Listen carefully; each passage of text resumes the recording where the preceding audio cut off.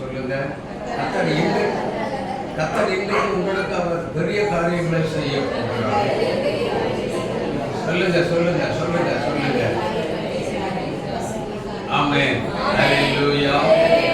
ஆண்டவரால் இரட்சகருமாக இருக்கிற இயேசு கிறிஸ்துவின் பரிசுத்தமுள்ள நல்ல நாமத்தில் வந்திருக்கிறவர்கள் யாவரையும் வாழ்த்துகிறேன், வரவேற்கிறேன். நம்ம எல்லாரையும் அளவுக்கு அதிகமாய் ஆசீர்வதிப்பாராக.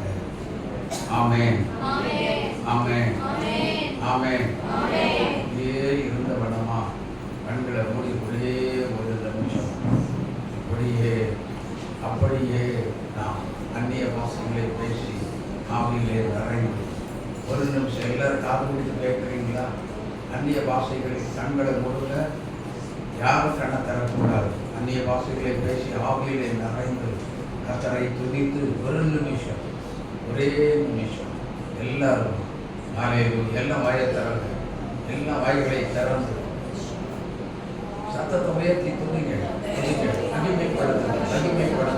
எல்லாம் வாயை திறந்து, வாயை திறந்து துதிங்க.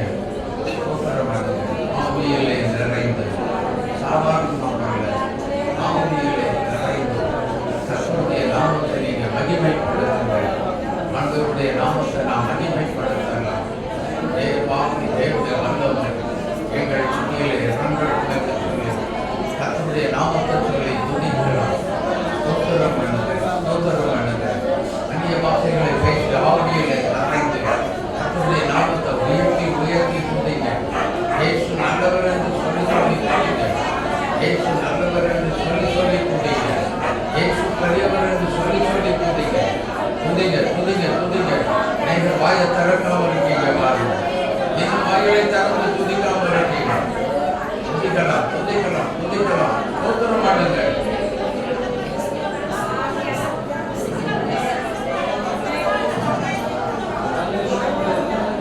ஆவியானவரே, எங்கள் மத்தியில வந்து துதிக்கிற ஒவ்வொரு பிள்ளைகளையும் உங்களுடைய மகிமை வல்லமை நான் நிரப்புவீராக. உங்களுடைய அபிஷேக வல்லமை நான் நிரப்புவீராக. விடுதலையின் வல்லமை நான் நிரப்புவீராக. அபிஷேக மகிமை இறங்குவதாக. அபிஷேக அக்னி இறங்குவதாக. வல்லமை ஊற்றப்படும்படியாக ஜெபிக்கிறேன். இயேசுவே, கடைசி பெந்தேகோஸ்தே நாட்களில் இறங்கி வந்த அதே ஆவியானவர் எங்கள் மத்தியிலே நீர் மகிமையால் இறங்கி வருவீராக. கர்த்தருடைய கரம் அப்படி ஒவ்வொருவர் மீதும் இறங்கி வந்ததற்காக நாங்கள் உம்மை துதிக்கிறோம், உம்மை ஸ்தோத்தரிக்கிறோம். தேவ கரத்தில் அர்ப்பணித்து ஜெபிக்கிறோம். இயேசுவின் நாமத்தில் பிதாவே. ஆமென் ஆமென். அல்லேலூயா அல்லேலூயா. ஒரு பாடலை நான் பாடுகிறேன். எல்லாருக்கும் தெரிந்த பாமாலை பாட்டு தான் பாடலாம். ஓ மாண்டாய் கர்த்தரே, நாம் சேரட்டும் சீரோனிலே.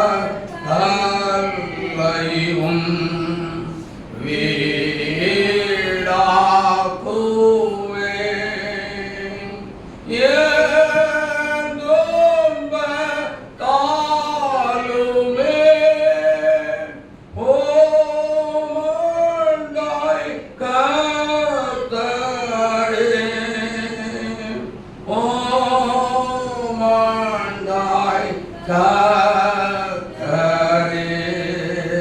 நான் சேர்வேனே. அல்லேலூயா. ஆண்டவர் பக்கமா நாம் ஒவ்வொரு நாளும் நெருங்கி வாழுவதும், நெருங்கி உறவாடுவதும், நெருங்கி சேர்வதற்கென்றே கர்த்தர் நம்மை அழைத்திருக்கிறார். ஆமென். அப்போ இயேசுவோடு ஒவ்வொரு நாளும் ஒவ்வொரு நொடியும் நாம் உறவிலே இருந்து கொண்டே இருக்க வேண்டும். அதை கர்த்தர் விரும்புகிறார். அதற்காகவே நம்மையும் என்ன செய்திருக்கிறார்? அழைத்து இருக்கிறார். அல்லேலூயா. ஒவ்வொரு நொடியும் கர்த்தர் நம்மோடு பேச வேண்டும். அவரோடு நாமும் என்ன செய்யணும்? பேசிக்கொண்டே இருக்க வேண்டும், பேசணும். உறவுல இல்லாதவங்க கிறிஸ்தவர்களாய் வாழவே முடியாது. நல்ல ஒரு கிறிஸ்தவ வாழ்க்கை வாழவும் முடியாது. ஆனபடியினால் எனக்கு அன்பான கர்த்தருடைய பிள்ளைகளை, தேவனோடு ஒவ்வொரு நொடியும் ஆண்டவருடைய பிள்ளைகள், ஆவிக்குரிய பிள்ளைகள், ஆவிக்குரிய சபைக்கு போவது பெருசல்ல, ஆவிக்குரிய வாழ்க்கையில கர்த்தரோடு உறவா இருப்பதே மேன்மையான ஒரு காரியம். அல்லேலூயா. அந்த ஒரு உறவு நமக்கு எப்படி வருகிறது என்று சொன்னால், ஒவ்வொரு நாளும் ஒவ்வொரு நொடியும் தேவனுடைய சமூகத்துக்கு யார் யார் வந்து கர்த்தருடைய பாதத்தில் வந்து காத்திருக்கிறீர்களோ, எவ்வளவு நேரம் காத்திருக்கிறோம் அப்படிங்கிறத காட்டிலும், எப்படி ஜெபிக்கிறோம் அப்படிங்கிறத காட்டிலும், அன்னாளுங்கிற ஒரு ஸ்திரீ தன் இருதயத்தை ஊற்றி ஜெபித்தாள் பாருங்க. அந்த ஜெபத்தை கர்த்தர் கேட்டாரா, கேட்கலையா? அதுதான் மேன்மையான ஒரு காரியம். ஆமென். நாமும் கூட நம்முடைய இருதயத்தை தேவ சமூகத்தில் என்ன செய்யணும்? இருதயத்தை ஊற்றி ஜெபிக்கும் பொழுது, இருதயத்தில் ஊற்றுவதற்கு அந்நாளுக்கு என்ன கிடைச்சது, என்ன தேவைப்பட்டதுன்னா, ஒரு குழந்தை பாக்கியம் தேவைப்பட்டது இல்லையா? அப்போ அவங்க அவ்வளவு மனம் கசந்து அழுது தேவ சமூகத்தில் பாரமா வந்து மனம் உடைந்து இருதயத்தை ஊற்றி ஜெபித்தார்கள். நாமும் இப்ப நமக்கு கர்ப்பக்கனி இருக்குது. ஹலோ, கவனிங்க.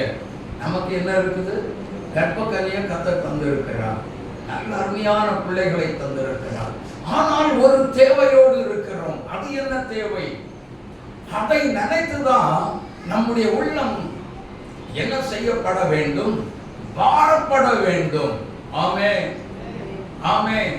அதுதான் என்ன என்று பார்க்கும் பொழுது, அதுதான் ஆத்தும பாரம். அல்லேலூயா. அதுதான் ஆத்தும பாரம். அந்த ஆத்தும பாரத்தோடு நாம் செய்ய வேண்டிய ஒரு காரியம் என்னவென்றால், தேவனுடைய சமூகத்தில் இருதயத்தை ஊற்றி ஒவ்வொரு நொடியும் ஜெபிக்க வேண்டும். அல்லேலூயா. ஜெபிக்கிறதோடு நின்றுவிடக் கூடாது. சுவிசேஷம் சொல்லியே ஆக வேண்டும். கர்த்தருடைய வார்த்தை பிரதிபலித்தே ஆக வேண்டும். ஆமென், ஆமென். இன்றைக்கே தந்துடுவேன், இப்பவே தந்துருங்க அப்படின்னு சொல்லி தலையில கை வச்சு சொன்னீங்களே, என்ன தந்துடணும்? எதை தரணும்? சொல்லுங்க. நம்முடைய உள்ளத்தில் ஆத்தும பாரம் வேண்டும். அது இப்பவே தந்துருங்க, இன்றைக்கே கொடுத்துருங்க. அந்த ஆத்தும பாரம் இல்லாதவங்க உண்மையான கிறிஸ்தவர்களாகவும் உண்மையான விசுவாசியாகவும் வாழவே முடியாது. ஆமென். ஆத்தும பாரம் தேவை. ஆதர் பண்ணர் சுவிசேஷம் சொல்வது, சுவிசேஷ பாரம் ஒன்றே என் சுமையாக இருக்கட்டும். ஆமென். ஆனா நமக்கோ குடும்ப சுமை ரொம்ப ஓவரா இருக்கு இல்லையா? யோசித்து பாருங்க. உலக பாரம் தான் ரொம்ப அதிகமாக இருக்கிறது. உலக காரியங்களுக்கு நாம் முக்கியத்துவம் கொடுத்து கொண்டே இருக்கிறோம்.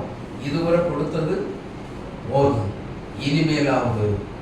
இனிமேலாவது அந்த கர்த்தரால் கொடுக்கிற தேவ சமூகத்தில் வந்து ஆண்டவரே அழுது ஜெபிக்கிற ஒரே ஒரு காரியம், ஒரு ஆத்மாவாவது நான் இருக்கிற இடத்துல ஒரே ஒரு ஆத்மாவாவது எனக்கு நீங்க கொடுத்துதான் ஆக வேண்டும் அப்படின்னு சொல்லி ஜெபம் பண்ணீங்கன்னா கண்டிப்பா உங்களை தேடி சில ஆத்மாக்கள் கர்த்தர் கொண்டு வருவார்.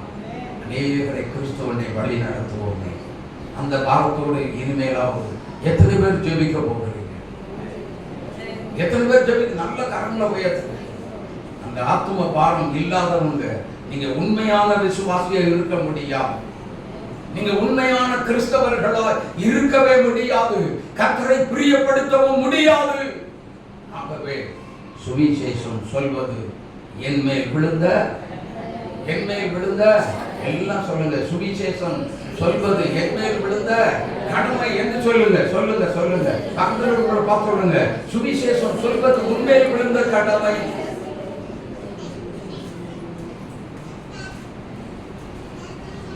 அல்லேலூயா. செய்திக்கு நேராய் நாம் கடந்து போவோம். இந்த நாட்களிலே தேவனாகிய கர்த்தர் நமக்கு நல்ல ஒரு வேத பகுதியை கர்த்தர் கொடுத்திருக்கிறார். வாசிக்க கேட்போம். 2 தெசலோனிக்கேயர் 2ஆம் அதிகாரம் 3-4 வசனங்களை நாம் வாசிக்க கேட்போம். எவ்விதத்தினாலும் உங்களை ஒருவனும் மோசம் போகாதபடிக்கு எச்சரிக்கையாயிருங்கள். ஏனெனில் விசுவாச துரோகம் முந்தி நேரிட்டு கேட்டின் மகனாகிய பாவ மனிதன் வெளிப்பட்டால் ஒழிய அந்த நாள் வராது. அவன் எதிர்த்து நிற்கிறவனாகவும் தேவன் எண்ணப்படுவது எதுவோ ஆராதிக்கப்படுவது எதுவோ அதை எல்லாவற்றிற்கும் மேலாக தன்னை உயர்த்துகிறவனாகவும் தேவனுடைய ஆலயத்தில் தேவன் போல் உட்கார்ந்து தன்னைத்தான் தேவன் என்று காண்பிக்கிறவனாகவும் இருப்பான். ஆனால் அவன் தேவனா? காண்பிக்கிறவன் மாதிரிதான் இருக்கிறானே தவிர அவன் ஒரு தேவன், அவன் ஒரு கர்த்தர். அப்போ அவன் யார்? எங்கிருந்து வந்தான்? எங்கிருந்து வருகிறான்? அதைத்தான் தியானம் பண்ண போறோம். அவன் எங்கிருந்து வருகிறான்? எங்கே தோன்றுகிறான்? எப்படி உருவாக்கப்படுகிறான்?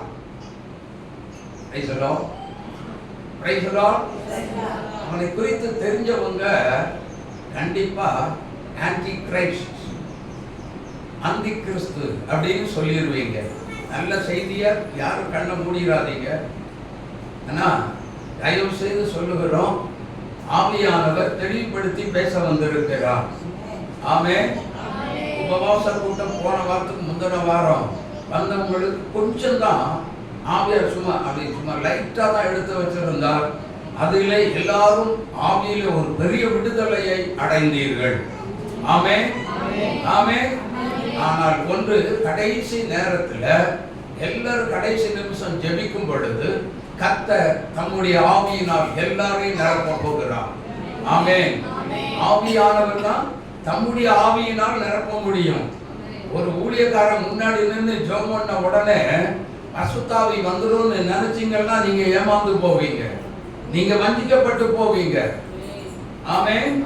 மனிதனை என்றைக்குமே எப்பொழுதுமே நம்பவே கூடாது.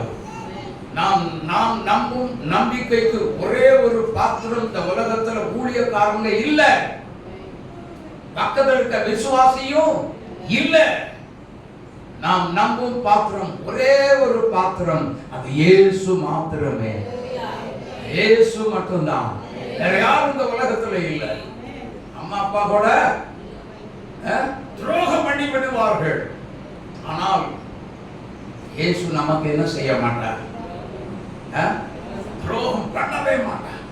அப்ப அவர் என்ன செய்வார், நம்மை பாதுகாப்பதிலும் நம்மை அனைத்து முத்தம் கொடுப்பதிலும் நம்மோடு உறவாடுவதிலும் நம்மோடு இருப்பதிலும் அவர் அக்கறை உள்ள தேவன். வேதம் சொல்லுகிறது, மத்தேயு 28ஆம் அதிகாரம் கடைசி வசனத்தை வாசித்து பாருங்கள். யோவான் 16ஆம் அதிகாரம் 33வது வசனத்தை வாசித்து பாருங்கள். அங்கே ஆண்டவர் சொல்லுகிறார், உலகத்தின் முடிவு பரியந்தம் சகல நாட்களில் நான் உங்களோடு கூட இருக்கிறேன். ஏசாயா 41:10 வாசித்து பாருங்கள். அங்கே வேதம் சொல்லுகிறது, நீ பயப்படாதே, நான் உன்னோடு கூட இருக்கிறேன். ஹல்லேலூயா. ஏசாயா 41:13 வாசித்து பாருங்கள். நம்முடைய வலது கரத்தை பிடித்து நான் உன்னோடு கூட இருக்கிறேன் என்று கர்த்தர் சொல்லுகிறார். ஹல்லேலூயா. வெளிப்படுத்தல் 21ஆம் அதிகாரம் 3வது வசனத்தை வாசித்து பார்க்கும் பொழுது வேதம் சொல்லுகிறது, இதோ மனுஷர்களிடத்திலே தேவனுடைய வாசஸ்தலம் இருக்கிறது, அவர்களோடு அவர் இருப்பார், அவர்களும் அவருடைய ஜனங்களாய் இருப்பார்கள் என்று. ஆமென். நம்மோடு கூட இருக்கிற தேவன், நம்மோடு கூட இருக்கிற தேவன், அவரை ஒரு நாளும் என்ன செய்திராதீங்க, சொல்லுங்க, விட்டு விடாதிருங்கள். அல்லேலூயா. ஆண்டவரை ஒருபோதும் நம்ம என்ன செய்யக்கூடாது, விட்டு விடவே கூடாது. ஏன் விட்டு விடக்கூடாது, அவர் நம்மோடு கூட இருந்து வலது கரத்தை பிடிச்சுதான் சொல்லுகிறார், நீ என்ன செய்யாத, பயப்படாத, நான் உன் கூட தான் இருக்கிறேன், நான் உன் கூட தான் இருக்கிறேன், நான் உன் கூட தான் இருக்கிறேன் அப்படின்னு சொல்லி கர்த்தர் நம்மை தைரியப்படுத்தி பலப்படுத்துகிற தேவனாய் நம் மத்தியிலே வந்திருக்கிறார். ஹல்லேலூயா, ஹல்லேலூயா, ஹல்லேலூயா. ஆனா வாசிங்க, இன்னொரு வசனத்தை வாசிங்க. லூக்கா எழுதின சுவிசேஷம், இந்த காரியங்களுக்கெல்லாம் தப்பிச்சு போறதுக்கு இன்னொரு காரியம் ஆண்டவர் சொல்லி கொடுக்கிறார் பாருங்க. லூக்கா எழுதின சுவிசேஷம் 21ஆம் அதிகாரம் 36வது வசனத்தை நீங்க வாசித்து பார்க்கும்போது, இனி சம்பவிக்க போகிற இவைகளுக்கெல்லாம் நீங்கள் தப்பி மனுஷகுமாரனுக்கு முன்பாக நிற்க பாத்திரவான்களாக எண்ணப்படுவதற்கும் எப்பொழுதும் ஜெபம் பண்ணி விழித்திருங்கள் என்றார். இதனால தான் ஆண்டவர் அடிக்கடி தம்முடைய சீஷர்களை பார்த்து சொன்னாரு, நீ விழித்திருந்த என்ன செய்யுங்க, வாட்ச் அண்ட் ப்ரே. விழித்திருந்து என்ன செய்யுங்க, சீஷர்களை பார்த்து சொன்னார். அன்னைக்கு அந்த காலத்து சீஷர்களை பார்த்து சொன்னாங்க, ஏசப்பா. இன்னைக்கு அன்னைக்கு அந்த காலத்து சீஷர்கள் என்ன பண்ணாங்க, தூங்கிட்டாங்க. கெத்செமனே தோட்டத்துல இயேசு வேதம் சொல்லுகிற ஒரு கல்லறை தூரத்துல போய் என்ன செய்தாரா, முகங்குப்புற விழுந்து ஜெபம் பண்ணார். ஆனா திரும்பி வந்து பார்த்த பொழுது இவங்க எல்லாரும் எப்படி இருந்தாங்கன்னா, தூங்கிக் கொண்டு இருந்தார்கள். வேதம் சொல்லுகிறது, அவருடைய கண்கள் நித்திரை மயக்கமாய் இருந்தது. நித்திரையில ஒரு மயக்கம், நித்திரை மயக்கம் என்று சொல்லும் பொழுது கன நித்திரையின் ஆவி, கன நித்திரையின் ஆவி ஒரு ஜெபிக்கிற தேவனுடைய பிள்ளைக்குள்ள கட்டாயம் வர விடவே கூடாது. அந்த ஆவியை நம்ம என்ன செய்யணும், ஓட ஓட துரத்தணும். கன நித்திரையின் ஆவி ஒரு நல்ல தேவனுடைய பிள்ளைகளை பிடிக்க என்ன செய்யக்கூடாது, விடவே கூடாது. அப்படி கன நித்திரையின் ஆவி ஒரு மனிதனுக்குள்ளே, ஒரு விசுவாசிக்குள்ளே, கவனிங்க, கண்ண மூடாதீங்க, ஒரு தேவனுடைய பிள்ளைக்குள்ள வந்து விட்டது உண்மையானால், அல்லது ஒரு விசுவாசிக்குள்ள வந்து விட்டது உண்மையானால், சத்துருவானவனால் தொடர்ந்து என்ன செய்யப்படுவார்கள், வாசிங்க. மத்தேயு எழுதின சுவிசேஷம் 24ஆம் அதிகாரம் 4வது வசனத்தை வாசிங்க. இயேசு அவர்களுக்கு பிரதியுத்தரமாக, ஒருவனும் உங்களை வஞ்சியாதபடி என்ன செய்யுங்க? எச்சரிக்கையாயிருங்கள். ஆமென். தெளிவா சொல்லிட்டாரு. ஒருவனும் உங்களை வஞ்சியாதபடி எச்சரிக்கையாயிருங்கள். அல்லேலூயா, அல்லேலூயா. ஆமா, ஆலயத்துக்கே போகாதங்க அப்படின்னு சொல்ற கூட்டம் கிறிஸ்தவ உங்க மத்தியில இருக்கு. தெரியுமா உங்களுக்கு? தெரியுமா தெரியாதா? நைட்டு ஒரு வாலிபனை சந்தித்து பேசும் பொழுது அவர் தான் சொன்னார், பாஸ்டர், சில குரூப்பே இருக்கு, சர்ச்சுக்கே போகாத,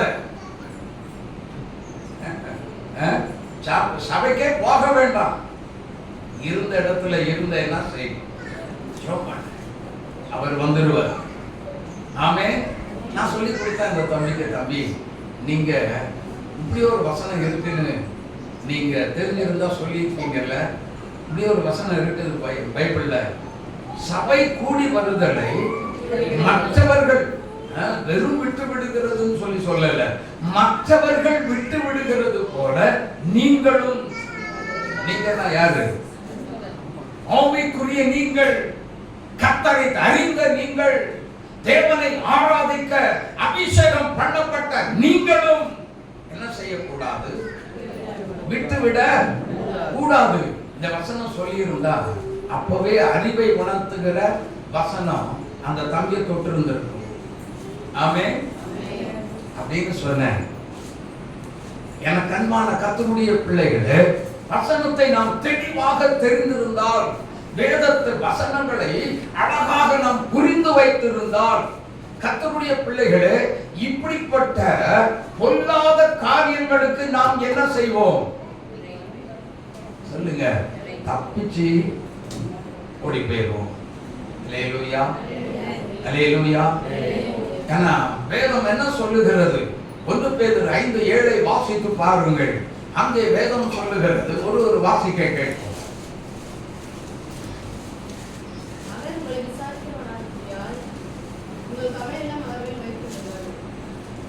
கீழே தெளிந்த புத்தி உள்ளவர்களாய் இருங்கள், விழித்திருங்கள், ஏனெனில் உங்கள் எதிராளியாகிய பிசாசானவன் கெர்ச்சிக்கிற சிங்கம் போல எவனை விழுங்கலாமோ என்று வகை தேடி என்ன செஞ்சுட்டு இருக்கிறான்? சுத்திக்கிட்டே இருக்கிறான், சுத்திக்கிட்டே இருக்கிறான். இங்கிலீஷ் ஆங்கில வேதாகமத்தை நீங்கள் படிச்சு எத்தனை பேர் படிச்சீங்களோ தெரியல. as a rolling line அப்படின்னு எழுதப்பட்டிருக்கு. அல்லேலூயா. அவன் சிங்கம் போல வேஷம் போட்டுட்டு வரான். அப்ப அவன் சிங்கம் போல என்று சொல்லும் பொழுது சிங்கம் யாரை குறிக்கிறது? உயிரோடு எழுந்த யூத ராஜ சிங்கமாகிய இயேசுவை குறிக்கிறது. ஹல்லேலூயா. அந்த சிங்கம் யாருன்னா நம்முடைய இரட்சகர் இயேசு கிறிஸ்து மாத்திரமே. ஆமென். ஹல்லேலூயா. தேவனுடைய பிள்ளைகளே, இவருடைய வேஷத்தை போட்டுக்கிட்டே வரான். பெரிய பரிசுத்தவான் மாதிரி, ஊழியக்கார மாதிரி. நல்லா கவனிச்சு கொள்ளுங்க. ஊழியக்கார வேஷத்திலேயே வரான், பெரிய பரிசுத்தவானை போல வருகிறான். அதனால் தான் சொல்லுகிறான், எல்லா சத்தியம் தெரிந்தவனை போல வருகிறான். எப்படி வருகிறான்? இயேசு தெய்வம் இல்ல, பிதாவே தேவன் என்று சொல்லி வருகிறான். ஆமென், ஆமென். இப்படிப்பட்டவர்களை வேதம் சொல்லுகிறது, நீங்க வந்தனம் செய்யவும் கூடாது, அவங்க பேச்ச கேட்கவும், அவங்களுக்கு வீட்டுக்குள்ள என்ன செய்யாதீர்கள், ஏற்றுக்கொள்ளவும் கூடாது அப்படின்னு சொல்லி வேதத்திலே வாசிக்கிறோம். பிரியமான தேவனுடைய பிள்ளைகளே, அப்படியானால் இன்றைக்கு நம்முடைய தேவனாகிய கர்த்தர் நமக்கு கொடுத்த வார்த்தையின்படி யார் வரப்போகிறார்? யார் வரக்கூடிய காலம் நெருங்கிக் கொண்டிருக்கிறது அப்படின்னா 1 யோவான் 2ஆம் அதிகாரம் 18வது வசனத்தை வாசிக்க கேட்கலாம். பிள்ளைகளே, இது கடைசி காலமாய் இருக்கிறது. இது கடைசி காலமாய் இருக்கிறது. அந்திகிறிஸ்து வருகிறான் என்று அந்திகிறிஸ்து வருகிறான் என்று நீங்கள் கேள்விப்பட்டபடி இப்பொழுதும் அநேக அந்திகிறிஸ்துகள் இருக்கிறார்கள். அதனாலே இது கடைசி காலம் என்று அறிகிறோம். ஆமென். இது கடைசி காலம். இப்போ எங்க இருக்கிறாங்க? ஹலோ, அந்திகிறிஸ்து நீங்க கேள்விப்பட்டதின்படியே இப்பவும் அநேக அந்திகிறிஸ்துகள் எங்க இருக்கிறாங்க? எங்க இருக்காங்க? சபைக்குள்ளே. தெரியுமா? சபைக்குள்ளே இன்றைக்கு இருக்கிறாங்க. சமீபத்தில் அமெரிக்க ஐக்கிய நாட்டில் ட்ரம்ப், அமெரிக்க ஐக்கிய நாட்டின் அதிபர் ட்ரம்ப் ஒரு சபைக்கு போனார். அந்த சபையில ஓரின சேர்க்கையின் உரிய ஒரு நபர் தான் அந்த புல்பிட்ல ஏறி நின்று என்ன பண்றாங்க? ஆராதனை நடத்துறாங்க. உடனே இவருக்கு கோபம் வந்துருச்சு. உனக்கு இதெல்லாம் தகுதி இல்லை, யூ கெட் டவுன் அப்படின்னு இருக்கிறார். அந்த சபையில அதை ஆதரிச்சதுனால, அதுக்கு ஓரின சேர்க்கைக்கு ஆதரவு கொடுத்ததுனால ட்ரம்புக்கு சரியான பதில சொல்ல முடியாம அந்த சபையை விட்டு வெளியேறி விட்டார். ஆமென், ஆமென். அப்போ சபைக்குள்ளே யார் வந்திருக்கிறா? அந்த அமெரிக்க நாட்டில் மட்டுமல்ல, ஆஸ்திரேலியாவில் இருக்கு, நியூசிலாந்துல இருக்கு, ஸ்பெயின்ல இருக்கு, ஜெர்மன்ல இருக்கு. ஏறக்குறைய 36 நாடுகளில் இப்படிப்பட்ட ஒரு கேவலமான சத்தியத்துக்கு புறம்பான சில காரியங்கள் இருக்கிறது. இப்படி இருக்கிறதுனால தான் திருச்சபைக்கு பிள்ளை என்று சொல்லி வேதத்தில் தெளிவாக எழுதப்பட்டிருக்கிறது. ஆமென், ஆமென். சத்தியம் எங்கே இருக்கிறது அப்படின்னா, இந்த மாதிரி சின்ன குட்டி சபைக்குள்ளதான் ஆண்டவருக்கு பயந்து கர்த்தருடைய பாதத்தில் விழுந்து கிடக்கணுமே, ஆண்டவருடைய பாதத்துக்கு போகாம ஒரு நாள் இருக்கக்கூடாது அப்படிங்கிற சில வாஞ்சையுள்ள சில போதகர்களிடத்தில் மட்டும்தான் இருக்கிறது. அல்லேலூயா. அப்படிப்பட்ட சின்ன சின்ன சபைக்குள்ளதான் இன்னைக்கு ஆவியானவர் உலாவிக் கொண்டே இருக்கிறார். பெரிய பெரிய சபைகள்ல சொல்ல போனா நிறைய காரியங்களை நம்ம பார்க்கிறோம் இல்லையா? தவறான உபதேசங்கள், தவறான உபதேசம். அதுல ஒன்னே ஒண்ணு சொல்றேன். அந்திகிறிஸ்து எப்படி வராம உள்ள பாருங்க, அவன் எப்படி சபைக்குள்ள கால் மிதிக்கிறாங்கிறத பாருங்க, கவனிங்க, நல்ல கவனித்து காது கொடுத்து கேளுங்க. எப்படி வருகிறான், எந்த ரூபத்துல வருகிறான் அப்படின்னா, இன்னைக்கு சினிமா பாட்டை பாடி டான்ஸ் ஆடி என்ன பண்றாங்க? இதுவே கர்த்தர் கொடுத்த உங்களுக்கு தீர்க்க தரிசனம் என்று சொல்லுகிறார்கள். அப்படி வேதத்துல எங்கேயாவது எழுதி இருக்கா? சொல்லுங்க, வேதத்துல எங்கேயாவது எழுதி இருக்கா? இல்ல. அப்போ எப்படி ஒரு திருச்சபைக்குள்ளே அவன் அந்திகிறிஸ்துவினுடைய ஆவி உள்ளே வருகிறது, ஒரு ஊழியக்காரனை பற்றி கொள்ளுகிறது என்று சொன்னால், உலகத்துக்குள்ள இருக்கக்கூடிய அத்தனை காரியங்களை இழுத்து கொண்டு வந்து ஒரு ஊழியருக்குள்ளே புகுந்து கொள்ளுகிறான். புகுந்துதான் உலக காரியங்களை செலிப்ரேஷன் பண்ணுகிறான், வெளிப்படுத்துகிறான். அல்லேலூயா, அல்லேலூயா. அதனால தான் அந்த காலத்திலேயே சிம்சோன் என்னும் ஒரு பக்தன் இப்படி சொன்னான். நசரேய விரதம் இருந்தவன். ஆமென். அவனே சொல்லுகிறான், இந்த தெளிலாளை பார்த்து சொல்லுகிறான், இவள் என்னுடைய கண்ணுக்கு பிரியமானவள், இவளே எனக்கு வேண்டும் என்று சொல்லுகிறான். அந்நிய ஸ்திரீ, அந்நிய பெண்ணோடு ஒரு உறவு கொள்ளுகிறான். வேதம் என்ன சொல்லுகிறது? அந்நியனுக்கும் உனக்கும் ஒரு விசுவாசிக்கும் பங்கே இல்லை என்று சொல்லுகிறது. அந்நியனோடு உறவு இல்லை, அந்நியனோடு உறவு கொள்ளாதே. அவிசுவாசிக்கும் விசுவாசிக்கும் பங்கு ஏது? அந்நிய ஸ்திரீயோடு பங்கு வைத்த சிம்சோன் அவன் நினைத்தான் பரிசுத்த ஆவி ஒரே நேரத்தில் அவன் மீது பலமாக இறங்கி விடுவான். ஆமென் ஆமென். ஆனா நமக்கெல்லாம் அப்படியே ஒரு சான்ஸ் கிடைக்கவே இல்லையே. அவன் நினைத்தான். அந்த கண்கள் பிடுங்கப்பட்டு சிரைக்கப்பட்டு தலைமுடியெல்லாம் சிரைக்கப்பட்டு மொட்டையடித்து வைத்திருக்கிறார். ஒரு வேடிக்கை பொருளாகி இருந்த பொழுது ஆண்டவரை பார்த்து கேட்கிறான், ஆண்டவரே இந்த ஒரே ஒரு விஷயம் என்ன செய்யும், என்னை நினைத்தருளும் என்று கேட்கும் பொழுது ஆண்டவர் அவனை நினைத்தருளினார். தேவனுடைய மகிமை அக்கினி அவன் மீது விழுந்தது. பரிசுத்த ஆவியானவர் இறங்கினார், மகிமையால் இறங்கினார். உடனே கேட்டால் பக்கத்தில் இருக்கிறவங்க இந்த கட்டடத்தை தாங்கக்கூடிய பிரதானமான தூண்களை காமிப்பான்.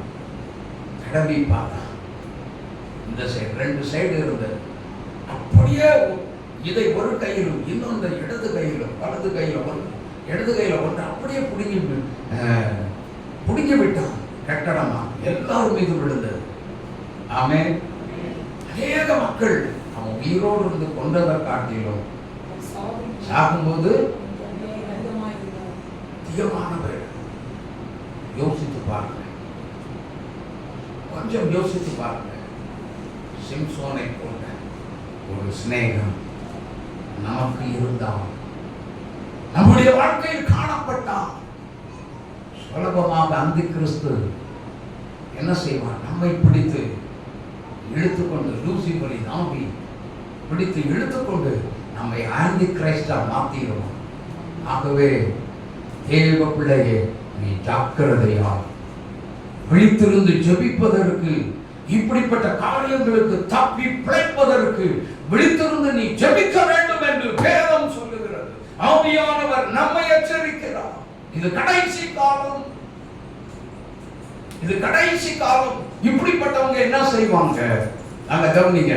இப்படிப்பட்டவங்க தான் சிம்சோனை போன்று விழுந்தவர்கள் தான் என்ன செய்வார்கள் அப்படின்னு சொல்லி சொன்னா, வாசிங்க, அவங்களுக்கெல்லாம் கொடுக்கப்பட்ட ஒரு பெயரை வாசிங்க. 2 தெசலோனிக்கேயர் 2ஆம் அதிகாரம் 3வது வசனம். ஒருவனும் உங்களை மறுபடியும் சொல்றார் பாருங்க, எவ்விதத்திலும் உங்களை ஒருவன் மோசம் போகாதபடிக்கு எச்சரிக்கையாயிருங்கள். ஏனெனில் விசுவாச துரோகம் முந்தி நேரிடும்.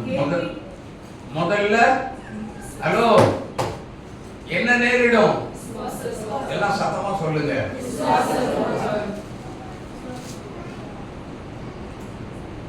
விசுவாசத்துல ஒரு துரோகம் வந்துவிடும். அல்லேலூயா, அல்லேலூயா. அதுல இன்னொரு பேர் எழுதி இருக்கு பாருங்க. அந்த விசுவாச துரோகிக்கு இன்னொரு பேர் எழுத வச்சிருக்கு பாருங்க. விசுவாச துரோகம் முந்தி நேரிடும். கேட்டின் மகனாகிய பாவ மனுஷன். கேட்டின் மகன் என்ன மகன் அப்படின்னா அர்த்தம் என்ன? எதோ ஆண்டவருக்கு உதவாதோ, எதெல்லாம் ஒரு விசுவாசி செய்யக்கூடாதோ அதையெல்லாம் என்ன செய்வாங்க, செய்வாங்க இல்லையா? கேடான ஒரு காரியம், கெட்டு போகிறதற்கான சில வழிகளை அவங்களுக்கு என்ன செய்வாங்கன்னா மற்றவர்களுக்கு போதிக்க ஆரம்பிச்சிருவாங்க. ஆமென். மற்றவர்களுக்கு என்ன செய்வாங்க? அதான் முதல்ல சொன்னேன், சினிமா பாட்டு தான் உங்களுக்கு கர்த்தர் கொடுத்த தீர்க்க தரிசனம். சொன்னாங்கல்ல, சொன்னாங்களா? எத்தனை நம்ம யூடியூப்ல பார்க்கிறோம் இல்லையா? யோசித்து பாருங்கள். இப்படி ஒரு தவறான உபதேசங்கள் திருச்சபைக்குள்ளே இன்றைக்கு நடமாடிக்கொண்டே இருக்கிறது. கேட்டின் மகன், பாவ மனிதன், அந்தி கிறிஸ்துவினுடைய ஆவி எங்கே வெளிப்படுகிறது? திருச்சபையில். காரணம் என்ன? இது கடைசி நாள். இது கடைசி காலம். ஆமென், ஆமென். ஆனா இந்த கடைசி நாட்கள்ல ஒரு சில காரியங்களை நான் கேள்விப்பட்ட பொழுது, பீகார்ல சமீபத்தில் கடந்த மாதத்தில் பீகார் மாநிலத்தில் ஒரு கிட்டத்தட்ட ஒரு 10-15 பேர் இணைந்து என்ன பண்ணாங்க, ஒரு கிராமத்தை தத்தெடுத்து அவங்க ஒரு திட்டம் போட்டாங்க. 5 ஆண்டு திட்டம் அப்படின்னு சொல்லி 5 ஆண்டு கால திட்டத்தை அவங்க வழி வகுத்து என்ன பண்ணாங்க அப்படின்னா, எல்லாரும் சேர்ந்து ஜெபிக்க ஆரம்பிச்சாங்க. ஒரு கிராமத்தை தத்தெடுத்து ஜெபிக்க ஆரம்பிச்சாங்க. ஆனா அந்த ஏறக்குறைய அந்த பகுதியில் ஏராளமான கிராமங்கள் இருக்கு. எல்லாத்தையுமே ஃபோக்கஸ் பண்ணி ஜெபம் பண்ணிக்கிட்டே இருந்த குறிப்பிட்ட ஒரு ஏரியா, அதுல கிட்டத்தட்ட பல லட்சக்கணக்கான ஜனங்கள் இருக்கும் பொழுது, இவங்க 5 ஆண்டு முடித்த பொழுது என்ன நடந்திருக்கு தெரியுமா? 1100 திருச்சபை ஒவ்வொரு கிராமங்களுக்குள்ளே கர்த்தர் எழுப்பி இருக்கிறார். ஹல்லேலூயா. ஒரு பக்கம் அந்த கிறிஸ்துவினுடைய ஆவியினுடைய கிரியைகள் நடந்தாலும் இன்னொரு பக்கம் எழுப்புதல் உண்டாகி கொண்டே இருக்கிறது. ஹல்லேலூயா. இது கடைசி காலம், எழுப்புதலின் காலம். எழுப்புதலின் காலம் சொல்லி சொன்னோட நம்ம ஆமென் சொல்றோம். ஆனா அந்த எழுப்புதலுக்கு நாங்க நீங்களும் என்ன பண்ணி இருக்கிறோம்? என்ன பிளான் போட்டு இருக்கிறோம்? என்ன திட்டம் போட்டு இருக்கிறோம்? சொல்லுங்க. பாடுறது மட்டும் சுவிசேஷ பாரம் ஒன்றே என் சுமையாக மாற வேண்டும் அப்படின்னு பாடிடுறோமே. பாட்டு பாடுகிற வீரனா இருக்கிறோமா? கர்த்தருடைய நாமத்தை சுமந்து வெளியிலே சென்று இயேசு நல்லவர், இயேசுவை நேசிக்கிறார் அப்படிங்கிற சத்தியத்தை வெளிப்படுத்துகிற கிறிஸ்தவர்களால் இருக்கிறோமா? சொல்லுங்க. சுவிசேஷம் சொல்வது என் மேல் விழுந்த டியூட்டி. நமக்கு ஒரு டியூட்டி கர்த்தர் கொடுத்திருக்கிறார், அதை செய்தே ஆக வேண்டும். ஆமென், ஆமென். அப்போ இந்த மாதிரி இப்போ இப்படிப்பட்டவங்களை தான் நல்ல கவனிங்க. இப்படி நீங்க சுவிசேஷம் சொல்வதற்கு முனைந்து நீங்க கீழே இறங்கும் போதுதான் இப்படிப்பட்ட ஆவிகள், அந்தி கிறிஸ்துவுடைய ஆவிகள் உங்களை கம்பி தாம்பக்கம் இழுப்பதற்காக அவன் பயங்கரமான சூழ்ச்சிகளை செய்வான். ஆகவே அப்படிப்பட்ட சூழ்ச்சிகளுக்கு தப்பித்து பிழைக்கும்படியாக நாம் செய்ய வேண்டிய ஒரே ஒரு காரியம் என்னன்னா, ஒரு அற்ப காரியமாக இருந்தாலும் இயேசுவை சார்ந்து கொள்ள வேண்டும். கரந்தட்டி இயேசுவை மகிமைப்படுத்துங்கள். இயேசுவோடு உள்ள ஒரு தொடர்பு நல்லா புரிந்து கொள்ள. மறுபடியும் சொல்றேன், இயேசுவை சார்ந்து கொள்ள வேண்டும். இயேசுவோடு உள்ள ஒரு உறவு உறுதியாக இருக்க வேண்டும். அல்லேலூயா. அப்படிப்பட்ட கிறிஸ்துவுக்குள் உறுதியாய் இருக்கிறவர்கள் ஆமென், ஒரு நாள் வீழ்ச்சி அடையவே மாட்டாங்க. அல்லேலூயா, அல்லேலூயா. ஆமா, அப்படிப்பட்டவர்களை எளிதில் வீழ்த்தவே முடியவே முடியாது சத்துரு. Praise the Lord, praise the Lord, அல்லேலூயா. அப்போ நம்மை வீழ்ச்சி கொள்வதற்காக கங்கணம் கட்டி எத்தனையோ முயற்சி பண்ணி கொண்டிருக்கிறான் பிசாசானவன். தெரியுமா? தெரியுமா தெரியாதா? அதனால்தான் நிறைய பேர் இங்கிருந்து என்ன செய்தான், வெளியில கொண்டுட்டு போயிட்டான். கொண்டுட்டு போனவங்கள கேட்டா அந்த சபையில என்ன ஆட்டம், அப்படியே சொல்றாங்க, என்ன ஆட்டம், ஆராதனையில ஆட்டமா? வேதத்தில் அப்படி ஆடுங்கன்னு சொல்லியிருக்கா? சொல்லுங்க, யோசித்து பாருங்க. லைட்டை போட்டுட்டு பின்னாடி புகையை போட்டுட்டு, புகையை போட்டாலே தேவ பிரசன்னம். வஞ்சிக்கப்படுகிற கூட்டம், ஏமாற்றம் அடையாதே விசுவாசியே. ஆமென். இப்ப ஆடுறதுக்கெல்லாம் நல்லா தான் இருக்கும். கர்த்தர் செம்மறி ஆடுகளை பிரிக்கும் பொழுது தனியா பிரிப்பார். வெள்ளாடுகளை தனியா பிரிக்கும் பொழுதுதான் தெரியும், ஐயோ நான் செம்மறி கூட்டத்தோடலாம் இருக்கிறேன்னு நினைச்சேன், நான் இப்ப வெள்ளாட்டு பக்கம் எப்படி ஐயா வந்தேன்? வஞ்சிக்கப்பட்ட கிறிஸ்தவன், ஏமாந்த விசுவாசி, டான்ஸ் எல்லாத்தையும் பார்த்து ஆடுற ஆட்டம் எல்லாம் என்ன சந்தோஷம், ஆய்வு பயங்கர குதிக்கிற ஆட்டம் எல்லாம் போலியானது, மறந்து விடாதிருங்கள். போலின்னு சொல்லி சொன்னா அவன் அந்த கிறிஸ்துவுடைய சீடர்கள். ஹல்லேலூயா, ஹல்லேலூயா. தேவன் அதற்கென்று ஒரு அடக்க ஒடுக்கம் ஆராதனைக்குள்ளே கர்த்தர் வைத்திருக்கிறார். அதை நாம் மிஞ்சி போக விடவே கூடாது, அனுமதிக்கவும் கூடாது. ஆமென். அப்படி அனுமதித்தார் ஏதோ வேற ஒரு ஆவி அந்த சபைக்கு உள்ளே வருகிறான். வெறும் பாட்டு பாடி ஆராதிக்கிறதே ஆராதனை இல்லை. கர்த்தரை துதித்து அவர் செய்த நன்மைகள் எல்லாம் நினைத்து துதித்து ஸ்தோத்திரம் பண்ணுகிறது, கர்த்தருடைய நாமத்தை மகிமைப்படுத்துகிறது. அதுதான் உண்மையான ஆராதனை. ஹல்லேலூயா, ஹல்லேலூயா. எத்தனை பேர் இதை ஏற்றுக்கொள்றீங்க? பிரைஸ் தி லார்ட், ஹல்லேலூயா. வஞ்சகருடைய கூட்டத்துக்குள்ளே ஒரு தேவனுடைய பிள்ளை சிக்கிக்கொள்ள கூடாதபடிதான் இந்த கடைசி கால எச்சரிப்பின் செய்தியை ஆவியானவர் இந்த திருச்சபைக்கு எச்சரித்து பேசுகிறார். மனம் திரும்பிக் கொள்ள வேண்டும். விட வேண்டியதெல்லாம் விட்டுட்டு, கவனிங்க, விட வேண்டியதெல்லாம் விட்டுட்டு இந்த கடைசி எச்சரிப்பான காரியம் நாம் இயேசுவோடு இருக்கணும் அப்படின்னு சொல்லி சொன்னா, அன்றாடம் தேவ சமூகத்துல வந்து கர்த்தருடைய பாதத்துல வந்து என்ன செய்யணும்? காத்திருக்க வேண்டும். ஹல்லேலூயா, ஹல்லேலூயா. அப்படி காத்திருந்தால் கர்த்தர் நம்மை கைவிடவே மாட்டார். ஆமென். அப்படி காத்திருக்கிற திருச்சபையை ஏசாயா 27ஆம் அதிகாரம் 3வது வசனத்தின்படி எப்படி காக்கிறார் பாருங்க. கர்த்தராய் இருக்கிற நான் அதை காப்பாற்றி, எதை காப்பாற்றி?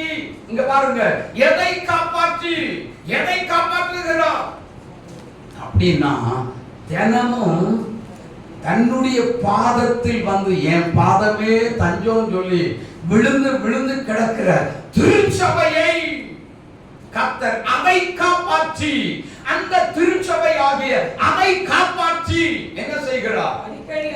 அடிக்கடி அதற்கு தண்ணீர் பாய்ச்சி ஒருவரும் அதை சேதப்படுத்தாதபடி இரவும் பகலும் பாதுகாத்துக் கொள்ளுகிறார். கரந்தட்டி இயேசுவை மகிமைப்படுத்துங்க. ஹல்லேலூயா, ஹல்லேலூயா,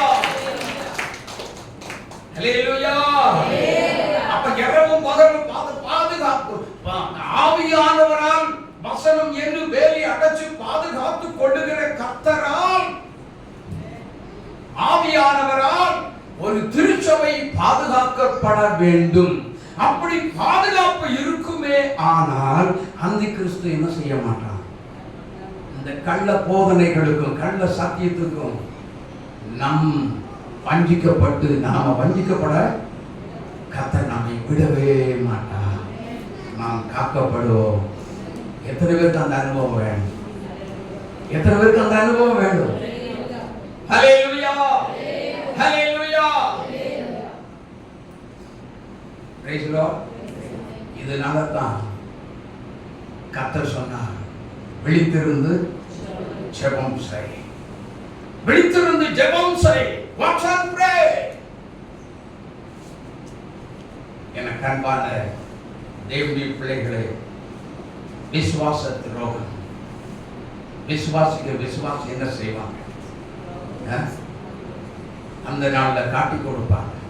துரோகம் பண்ணுகிற விசுவாசி தயவு செய்து சொல்லுகிறேன், நம்முடைய திருச்சபைக்குள்ள வேண்டாம். தேவன் அதை விரும்பல. எல்லா விசுவாசியும் என்ன செய்ய வேண்டும்? வேதத்தை தினமும் வாசித்து தினமும் என்ன செய்யணும்? கர்த்தரோடு உள்ள ஒரு வரவுல இருக்கும்படி தினமும் வேதம் வாசிக்கணும். தினமும் என்ன செய்யணும்? ஜெபிக்க வேண்டும். ஆமென், ஆமென். சொல்லுங்க. சத்தமா அல்லேலூயா ஆமென். தினமும் வேதம் வாசிக்கணும். ஒரு 10 அதிகாரமாவது அவசியமாக நாம் வாசிக்க வேண்டும். அப்பதான் கர்த்தரோடு பேசுகிற சத்தம், ஆவியானவர் நம்மோடு பேசுகிற சத்தம் நம்முடைய உள்ளத்துல கேட்கும். அது தொனித்துக் கொண்டே இருக்க வேண்டும். அப்போ ஒவ்வொரு நொடியும் வேலையே செய்ய வேண்டாமா பாஸ்டர், மற்ற வேலையெல்லாம் எங்களுக்கு இருக்குல்ல, துணி துவைக்கிறது அதெல்லாம் தாராளமா சொல்லுங்க. பலர் அப்படித்தானே இன்னைக்கு சபைக்கு வராம இருக்கிறீங்க. ஒரு அம்பாரம் துணி கிடக்கும், அதனாலதான் நான் வரல அப்படின்னு சொல்லுவாங்க. ஆமென். தேவனுடைய பிள்ளைகள் கொஞ்சம் கவனிக்க. சாக்கு போக்கு சொல்லுகிறது, கர்த்தர் அதை விரும்பவே. சாக்கு போக்கெல்லாம் சொல்லுகிறது, உலக காரியத்துக்கு முக்கியத்துவம் கொடுக்கிறதெல்லாம் ஈஸியா என்ன செய்வான், சுலபமா கவுத்துட்டு போயிடுவான். தாம்பக்கம் சுலபமாக இழுத்துட்டு போயிடுவான். ஞாயிற்றுக்கிழமை வேலைக்கு போனீங்கன்னா கர்த்தரை ஆராதிக்கிறதுக்கு பதிலாக ஞாயிற்றுக்கிழமை நீ வேலைக்கு போனீங்கன்னா உன் மேல ரொம்ப கண்ணு வச்சு என்ன செய்வான், எப்படா சிக்குவான், எப்ப சிக்குவான், அப்படியே தூக்கி தோசையை திருப்பி போடுற மாதிரி போட்டு கமுத்தி தான் பக்கம் இழுத்துட்டு போயிடுவான். அல்லேலூயா அல்லேலூயா. அந்நியனுக்கு உடந்தை ஆகாதே. அல்லேலூயா. நம்முடைய திருச்சபையில் அப்படி ஒன்று நடந்தது. என்ன நடந்தது? உபவாச கூட்டத்திலேயே யெகோவா சாட்சியை குறித்து எச்சரிக்கையா இருங்கள் சொன்னதுமே ஒரு சகோதரி டக்குன்னு எந்திரிச்சு போயிட்டாங்க. Praise the Lord. நாமங்க அல்லேலூயா. யெகோவா தேவன் யார் அப்படிங்கிறது அவங்களுக்கு புரியல. எனக்கு அன்பான கர்த்தருடைய பிள்ளைகளே, விசுவாச துரோகம் இப்படிப்பட்டவங்களால் தான் நமக்கு நேரிடும். ஆகவே அந்த சகோதரி எந்திரிச்சு போனது எனக்கு வருத்தமா இருந்ததுன்னு நினைக்கிறீங்களா? இல்லை. ஏனென்றால் வேதம் சொல்லுகிறது, பரமபிதா நடாத நாற்றெல்லாம் என்ன செய்யப்படுமா, வேரோடு பிடுங்கப்படுமா. ஆமென். அப்ப இந்த சபைக்கு என்ன தேவை? இந்த சபைக்கு அது தேவை இல்லை. தேவை இல்லை. எல்லாத்தையும் என்ன செய்யும், குழப்பி விட்டு கடைசியில அதை என்ன செய்யும், சபையை உடைக்கக்கூடிய அந்தி கிறிஸ்துவனுடைய ஒரு சீடர்களை போல எழும்பக்கூடிய ஒரு சூழ்நிலைகளை கர்த்தர் உருவாக்குவார். அப்படியா? இல்லை. சாத்தான் உருவாக்கி என்ன செய்வான், சாத்தான் உருவாக்கி எல்லாத்தையும் பிடிச்சி எடுத்துட்டு போயிடக்கூடாது.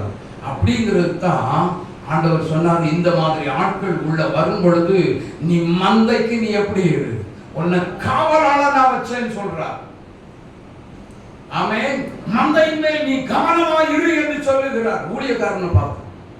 அல்லேலூயா அல்லேலூயா. அடுத்த நிமிஷம் அது போனது. ஏசப்பா நல்லது. ஆனா அதுக்காக வேண்டி இன்னும் வரைக்கும் என்ன பண்ணிட்டு இருக்கிறோம், ஜெபம் பண்றோம். எதுக்கு? மனம் திரும்பி சரியான ஒரு சத்தியத்துக்குள்ள வர வேண்டும் அப்படிங்கிறதற்காக நான் ஜெபம் பண்ணி கொடுத்திருக்கிறோம். எனக்கு அன்பான தேவனுடைய பிள்ளைகளே, விசுவாச துரோகம். பாவ மனுஷன் என்ன செய்வான், நாட்டுக்குள்ள பயங்கர கலவரத்தை உண்டாக்கும், சபைக்குள்ளே கலவரத்தை உண்டாக்குவான், கலவரங்களை உண்டாக்கி பயங்கர பிரச்சனைகளை உண்டாக்குவான். பிரச்சனைக்கு உரியவன் அவன், அன்பற்றவன், அன்பே இருக்காது. ஹலோ, கவனிக்கிறீங்களா? அவனுக்குள்ள அன்பே இருக்கவே இருக்காது. அன்பு உள்ளவன் போல நடித்துதான் வருவானே தவிர அவன் அன்புள்ளவன் அல்ல. ஆமென். அவன் அன்புள்ளவன் அல்ல. அன்புள்ளவன் மாதிரி இருப்பான். ஆனா என்ன செய்வான் தெரியுமா? இங்க பாருங்க, பிராய்லர் கோழிக்கு நிறைய தீவனத்தை அள்ளி அள்ளி போடுவாங்க,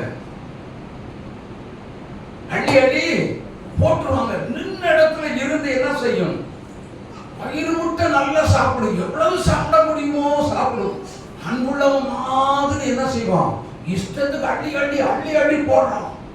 ஆனா 40 நாள் ஆனா போதும், அதே ஆளுதான் அழி போட்டவன் என்ன செய்கிறான், அதே ஆளு அருவாளை தூக்கி 40 நாள் கழிச்சதுக்கு அப்புறம் கொலைக்களத்துக்கு கொண்டு போய் அதை கொலை செய்யறான். இதே மாதிரி தான் அந்த கிறிஸ்துவனுடைய நாட்களும் ஒரு விசுவாசிக்கு இருக்கும். ஆகவே தான் ஆவியானவர் எச்சரிக்கிறார், விசுவாச துரோகம் முந்தி நேரிட்டு பாவ மனுஷன் வெளிப்பட்டால் ஒழிய அந்த நாள் என்ன செய்யாது, வரவே வராது. பாவ மனுஷன் இன்னும் வெளிப்படும். ஆனா பாவ மனுஷன் இப்பவே ஒரு சில சபைகளுக்குள்ள என்ன செஞ்சுட்டு இருக்கிறார் சொல்லுங்க. இந்த அந்தி கிறிஸ்துவுக்கு இன்னொரு பெயர் இருக்கு. வெளிப்படுத்தல் 13ஆம் அதிகாரம் 1 முதல் 10 வசனங்களை நீங்க நல்லா படிச்சு பாருங்க. அந்த 10வது வசனத்தை மட்டும் படிங்க. சிறைப்பட்டு கொண்டு போகிறவன் சிறைப்பட்டு போவான், பட்டயத்தினாலே கொல்லுகிறவன் பட்டயத்தினாலே கொல்லப்பட வேண்டும். ஏங்க இங்க பாருங்க, பட்டயத்தினாலே கொல்லுகிறவன் பட்டயத்தினாலே. இது எங்க உள்ளது? பழைய ஏற்பாட்டுல நியாயப்பிரமாணத்தின் காலத்தை இந்த அந்தி கிறிஸ்து எங்க கொண்டு வரான் பாத்தீங்களா? இதெல்லாம் நம்ம தப்பி பிழைச்சு போவதற்கு நாம் மிகுந்த ஜாக்கிரதை உள்ளவர்களாய் விழிப்புள்ளவர்களாய் நாம் ஜெபிக்க வேண்டும். அல்லேலூயா, அல்லேலூயா. எப்பொழுதும் ஜெபித்து ஜெபத்துல விழிப்புள்ளவர்களாய் இருக்க வேண்டும் என்று வேதம் நம்மை எச்சரிக்கிறது. அல்லேலூயா. கொலோசியர் 4:2 வாசித்து பாருங்கள். அங்கே சொல்கிறது, இடைவிடாமல் ஜெபம் பண்ணுங்கள், ஸ்தோத்திரத்தோடு கூடிய ஜெபத்தில் விழித்திருங்கள். 1 தெசலோனிக்கேயர் 5ஆம் அதிகாரம் 16, 17, 18 வசனங்களை வாசித்து பாருங்கள். ஏன் ஸ்தோத்திரத்தோடு கூடிய ஜெபிக்க வேண்டும்? 1 தெசலோனிக்கேயர் 5ஆம் அதிகாரம் 16, 17, 18 வசனங்கள். எப்பொழுதும் சந்தோஷமாயிருங்கள். Rejoice in the Lord always. இடைவிடாமல் ஜெபம் பண்ணுங்கள். என்ன கேப்பே விட்டுற கூடாது. கேப் நம்ம ஜெபத்துல பிசாசானவன் தடை செய்கிறவன் உள்ள வந்து உட்கார கூடாதபடிக்கு ஆவியானவர் எச்சரிக்கிறார். என்ன எச்சரிக்கிறார்? இடைவிடாமல் ஜெபம் பண்ணுங்க. அல்லேலூயா. ஜெபத்திலே என்ன செய்யுங்க? விழித்திருந்து இடைவிடாமல் ஜெபம் பண்ணுங்க. எல்லாவற்றிலேயும் தெளிவா சொல்லி கொடுக்கிறார் பாருங்க. எல்லாவற்றிலேயும் ஸ்தோத்திரம் செய்யுங்கள். அப்படி செய்வதே கிறிஸ்து இயேசுவுக்குள் உங்களை குறித்த தேவனுடைய சித்தமாய் இருக்கிறது. கரந்தட்டி இயேசுவை மகிமைப்படுத்துங்க. அல்லேலூயா. அப்ப தேவனுடைய திட்டம், நம்மை குறித்த தேவனுடைய திட்டம் என்னன்னா, ஜெபிக்க போகிற தேவனுடைய பிள்ளைகள் சிலர் ஜெபம் பண்றத நல்லா கவனிச்சுக்கிறேன்.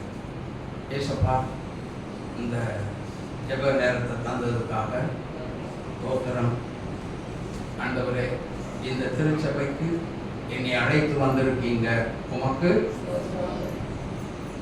இந்த நேரம் எங்களுக்கு மறுபடியும் சொல்லுவாங்க, ஜெப நேரமாக்கி தந்ததுக்காக ஸ்தோத்திரம். இங்க இருக்கிற போதகர் ஐயாவை ஆசீர்வதிங்க. இங்க இருக்கிற வரக்கூடிய விசுவாசிகள் எல்லாம் பாதுகாத்துக் கொள்ளுங்க, ஆசீர்வதிங்க, நடத்துங்க. இங்க ஜெபிக்க வந்திருக்க என்னையும் என்ன செய்யுங்க. யாரையா ஆசீர்வாதத்துல குறைவா கத்தர் வச்சிருக்கிற? யாரத்தான் ஆசீர்வாதத்துல குறைவா கத்தர் வச்சிருக்கிற? இப்ப சொல்லுங்க, யாருக்காவது குறை இருக்குதா? சத்தமா சொல்லுங்க. இல்ல. யாருக்காவது குறை இருக்குதா பிரதர்? இல்ல.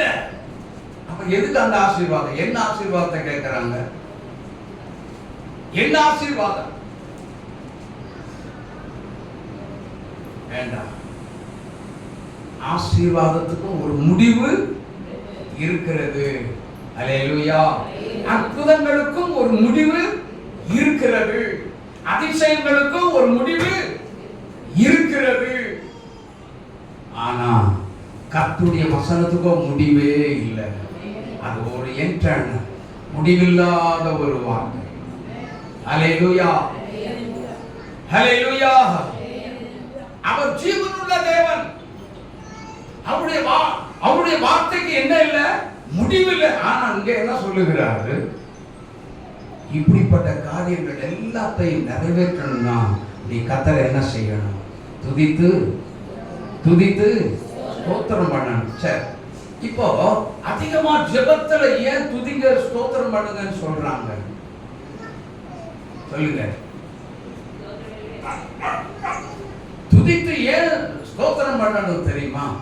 ஒண்ணு, தேவ சித்தம் நிறைவேற்றணும். இரண்டாவது, பாதர் பாடினதின்படி துதி எடுத்தா துதிக்கிற இடத்துல பிசாசுக்கு வேலையே இல்லை. அப்போ உங்க வீட்டுக்குள்ள ஒரு போராட்டம் வந்தா என்ன செய்யணும்? இப்ப சொல்லுங்க. போராட்டம் வந்தா முதல்ல உள்ளத்துல என் இயேசு எனக்குள்ளே இருக்கிறார் அப்படிங்கிற ஒரு விசுவாசம் எனக்குள்ள தேவை, நமக்குள்ள தேவை. அந்த விசுவாசத்தின் அடிப்படையில் இந்த போராட்டம் என்னை மேற்கொள்ள முடியாது. எல்லாம் சொல்லுங்க. இந்த போராட்டம் என்னை மேற்கொள்ள முடியவே முடியாது, முடியவே முடியாது. ஏனென்றால் இயேசு கிறிஸ்து சொன்னார், யோவான் 16:33, என்னிடத்தில் உங்களுக்கு சமாதானம் உண்டாயிருக்கும் பொருட்டு இவைகளை சொன்னேன். சொல்லிட்டு கீழே சொல்றாரு, உலகத்தில் உங்களுக்கு உபத்திரம் உண்டு, ஆனாலும் நான் திடங்கொள்ளுங்க, நான் உலகத்தை ஜெயித்தேன். இயேசு சொல்லுகிறாருங்க. அல்லேலூயா. உலகத்தை நான் ஜெயிச்சவன், உங்களுக்குள்ள நான் வாசமாய் இருக்கிறேன், உன்னோடு கூட நான் இருக்கிறேன். அல்லேலூயா. நான் உன்னை விட்டு விலகவே இல்லை, உனக்குள்ளதான் இருக்கிறேன், உன்னை விட்டு நான் தூரம் போகவே மாட்டேன். ஆமென். என் வாசஸ்தலமே உனக்குள்ளதான் இருக்கிறது. இப்ப சொல்லுங்க, என்னோட எனக்குள்ள தேவனுடைய வாசஸ்தலம் இருக்கிறது. சொல்லுங்க, இருதயத்துல கை வச்சு சொல்லுங்க, எனக்குள்ளே தேவனுடைய வாசஸ்தலம் இருக்கிறது, இருக்கிறது. இயேசு என்னோடு கூட இருக்கிறார். நான் வஞ்சிக்கப்பட்டு போக மாட்டேன். வெறும் விசுவாச அறிக்கை செய்கிறதோடு நின்று விடக்கூடாது. கர்த்தருடைய பாதத்தில் விழுந்து கிடக்கிற ஒரு விசுவாசியாய், தேவனுடைய பாதமே தஞ்சம் என்று விழுந்து கிடக்கிற ஒரு விசுவாசி மாத்திரம்தான் தப்பி பிழைக்க முடியும். இதை புரிந்து கொண்டு என்ன செய்ய வேண்டும்? கர்த்தரோடு உறவு கொள்வதற்கு நாம் ஆயத்தமாக இருக்க வேண்டும். ஆமென். எல்லாம் எத்தனை நேரமாக இருந்தாலும் சரி, தேவனோடு உள்ள ஒரு உறவு அதிகமாக சீரான நிலைமையில அனுதினமும் இருந்து கொண்டே இருக்க வேண்டும். அல்லேலூயா. அப்படி இருக்கணும் அப்படின்னு சொல்லி சொன்னா அவருடைய வார்த்தை நமக்குள்ள இருக்கணும், அந்த வார்த்தைக்குள்ள நாம் இருக்க வேண்டும். அல்லேலூயா. ஒன்னரை கலந்துட்டா ஒண்ணுமே தெரியாது. யார் ஏசுனாரு, யாரு பாஸ்டர் கண்டே சொல்லுங்க. சகையினுடைய வாழ்க்கையில, சகையின் லூக்கா 19 இருக்கு. இயேசு வருகிறார் என்று கேள்விப்பட்ட உடனே ஒரு காட்டத்தி மரத்துல போய் ஏறிட்டான். ஆனா சகையு இயேசுவை பார்த்தானா பார்க்கலையா? சொல்லுங்க. பார்க்கவே இல்லை. அவன் முன்னாடி இவர் இயேசுநாதரா, அவர் இயேசுநாதரா, எவர் இயேசுநாதர் அவனுக்கு புரியல. யோசித்து பாருங்க. இன்னைக்கு வெள்ளையா இருக்கிறதெல்லாம் ஆளுன்னு நினைச்சு ஏமாந்துராத விசுவாசியே, அந்தி கிறிஸ்து தந்திரமா உனக்குள்ள நுழைகிறதுக்கு காத்து கொண்டிருக்கிறான். அவனை ஓட ஓட துரத்தி அடிக்கிறதுக்கு தேவனுடைய பாவம் தஞ்சமா இருக்கட்டும். கர்த்தருடைய வசனம் நமக்கு அனுதின உணவாக இருக்கட்டும். ஆமென், ஆமென். சத்தியத்துல தெளிவாக இருந்தால் ஒரு விசுவாசி வஞ்சிக்கப்பட்டு போக முடியாது. சான்ஸ் இல்லை. சான்ஸே கிடையாது. ஆமென், ஆமென். சான்ஸ் இருக்குதா? கர்த்தர் விட்டு தரவே மாட்டார். ஆமென். பாருங்க, ஒரு நாட்டில் ஒரு பயங்கரமான விபத்து நடந்த பொழுது அவர் அதற்கு முன்பதாக தன்னுடைய பெயர் நியூட்டன் என்று வைத்துக் கொள்ளுங்களேன், தேவனுடைய ஆலயத்துக்கு வருவார். அதிகாலை வேளையில வந்து ஜெபம் பண்ணிட்டு போவார். இப்படி பல மாதங்கள் கழிந்தன. ஒரு நாள் அவர் இங்க வரவே இல்லை, ஆலயத்துக்கு வரவே இல்லை. வருகிற வழியில கோர விபத்தில் சிக்கிக் கொண்டார். அப்பொழுது சுய நினைவின்றி ஆஸ்பத்திரியில் தூக்கி கொண்டு போட்டார்கள். என்ன நடந்தது தெரியுமா? இவருடைய உள்ளமெல்லாம் ஆலயத்துக்கு போக வேண்டும், ஆலயத்துக்கு போக வேண்டும் என்ற ஒரே ஒரு ஏக்கம். யோனைக்கு நான் ஆலயத்துக்கு போகவில்லை, ஆலயத்துக்கு போகவில்லை, ஒரே ஒரு கவலை. ஆனால் திடீரென்று அதே காலை வேளையில என்ன செய்தார் தெரியுமா? அதே நேரத்தில் விபத்தில் சுய நினைவை இழந்து படுத்த படுக்கையாய் உயிருக்கு போராடி கொண்டிருக்கிற அந்த சகோதரன் அருகில் இயேசு வந்து இப்படி தட்டி எழுப்பி, நான் இயேசு வந்திருக்கிறேன், உன்னை தேடி இயேசு வந்திருக்கிறேன். ஹல்லேலூயா, ஹல்லேலூயா. கர்த்தர் நித்தமும் அவருடைய பாதத்தில் விழுந்து, தேவ சமூகத்தில் விழுந்து நீங்க கர்த்தருடைய சமூகத்தை நித்தமும் தேடுவீர்களானால் வர முடியாத ஆபத்தான நேரத்தில் இயேசு உங்களை தேடி வருவார். இயேசு உங்களை தேடி வருவார். நீங்க விழுந்து போகவே மாட்டார், வீழ்ச்சி அடைய விடவே மாட்டார். கரந்தட்டிய சபாரம் மகிமைப்படுத்துங்க. எனக்கு வீழ்ச்சி இல்லை, ஹல்லேலூயா. தோல்வி எனக்கில்லையே, நான் தோற்று போவதில்லையே, ஹல்லேலூயா. தோல்வி எனக்கில்லையே, நான் தோற்று போவதில்லையே, அபிஷேகம் எனக்குள்ளே, நான் பாடி பாடி மகிழ்ந்திடுவே. அபிஷேகம் நான் பாடி பாடி மகிழ்ந்திடுவே. இயேசு என்னோடு இருக்கும்போது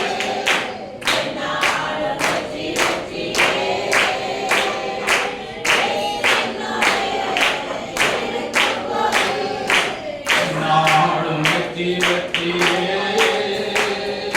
மரணமும் தூக்கெங்கே, ஆகாயமும் ஜெயம் எங்கே, ஹல்லேலூயா. மரணமும் தூக்கெங்கே, ஆகாயமும் ஜெயம் எங்கே, கிறிஸ்து எனக்கு ஜீவன், சாவனுக்கு ஆதாயமே, கிறிஸ்து எனக்கு ஜீவன், சாவனுக்கு ஆதாயமே. இயேசு என்னோடு இருக்கும்போது வெற்றியே. இயேசு என்னோடு இருக்கும்போது என்னாலும் வெற்றி வெற்றியே. ஹல்லேலூயா, ஹல்லேலூயா. இயேசு நம்ம கூட இருந்தா நமக்கு என்ன இல்லை? தோல்வி இல்லை. தோல்வி இல்லைன்னா அந்தி கிறிஸ்துவினால், அந்தி கிறிஸ்துவனுடைய சீடர்களால் நாம் வஞ்சிக்கப்பட்டு இழுக்கப்பட மாட்டோம். Praise the Lord. கிறிஸ்துவை நாம் ஒவ்வொரு நாளும் நாம் உள்ளான மனிதனில் தரித்துக் கொண்டே இருக்க வேண்டும். அல்லேலூயா. அப்படி இருந்தா இந்த விளையாட்டுல நம்ம எல்லாம் என்ன செய்யலாம்? தப்பிச்சு சொல்லுங்க, தப்பிச்சு போக முடியும். இல்லாவிட்டால் தப்பி பிழைப்பது கடினமான காரியம். ஆமென், ஆமென். எத்தனை பேர் 1 மணி நேரம் ஜெபம் பண்றீங்க? கரங்களை தூக்குங்க. ஏதோ ஒரு சிலர் இது 1/2 மணி நேரம் ஜெபம் பண்றவங்க, 3/4 மணி நேரம் ஜெபம் பண்றவங்க, 3/4 மணி நேரம், சரி சொல்றேன், கதையும் சொல்றேன். சரி, 1/4 மணி நேரம், எஸ். அப்புறம் 5 நிமிஷம் 10 நிமிஷம் 5 நிமிஷம் 10 நிமிஷம் ஜெபிக்கிறவங்க எல்லாம் இல்லையோ, ஜெபமே பண்ணாத, அதுக்கு இல்லை எதுக்குமே கை தூக்காததுக்கு நீங்க ஜெபமே பண்ணலங்கிற மாதிரி தோணுது. சரி, இப்போ உங்க வீட்டுக்கு நான் விருந்துக்கு வந்திருக்கிறேன். நீங்க ஒரு பிளேட் சாப்பாடு போட்டுட்டீங்க. நான் அதாவது 1/4 மணி நேரம் ஜெபம் சொல்றேன்.